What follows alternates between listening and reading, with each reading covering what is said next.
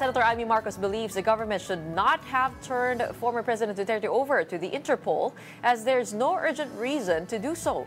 But Malacanang refuted this and even said that if Duterte would ask for interim release, the Philippine government might not be of any help. Maricel Halili with the report.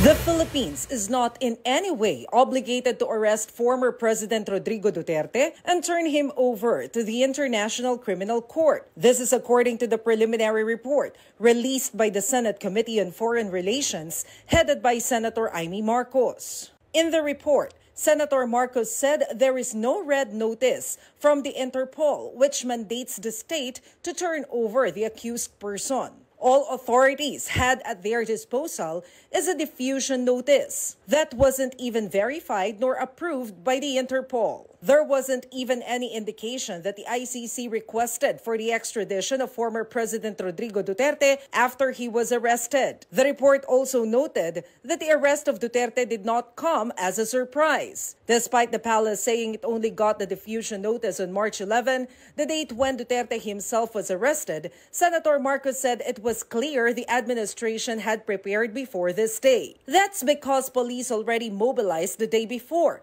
March 10, and National Security Advisor Eduardo Año monitored Duterte before he was arrested. All these, according to Senator Amy, are clear manifestations that the former president's rights have been violated, that he wasn't accorded due process, and he was arrested sans a lack of warrant from the Philippine court. Sinong mananagot dito sa nangyari? Kasi hindi naman po pwede na nakalusot ng basta. Saka yung mga nakakulong, makakauwi pa daw sila. Malacanang has this to say about the Presidential Sisters report. Ganyan po ang kanya magiging opinion kung ang kanyang mga nakausap ay ang mga Duterte supporters. Pero kung tignan po natin ang ibang mga experts, katulad po nila Justice Carpio, Attorney Butuyan, at yung ibang mga nagsasabi patungkol sa batas natin na RA 9851, maiiba po ang kanyang tingin sa nasabing issue.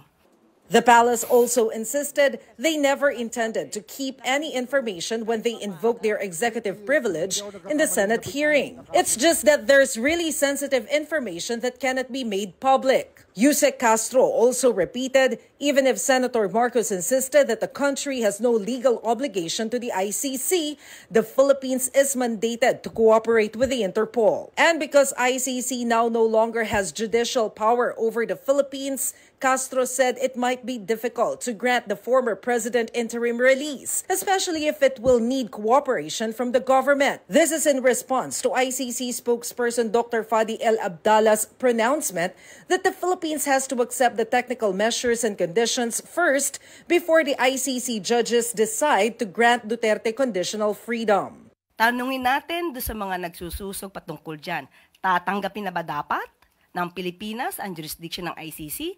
Ipapa-withdraw na ba nila ang kanilang mga petition na sinampas sa Supreme Court na patungkol sa dapat hindi tayo makapag-cooperate sa ICC? Tatanggapin din po ba nila na lahat ng utos ng ICC ay ating ire-recognize, pati yung pag-freeze ng kanilang mga assets? For News 5, Maricel Halili, We Are One News.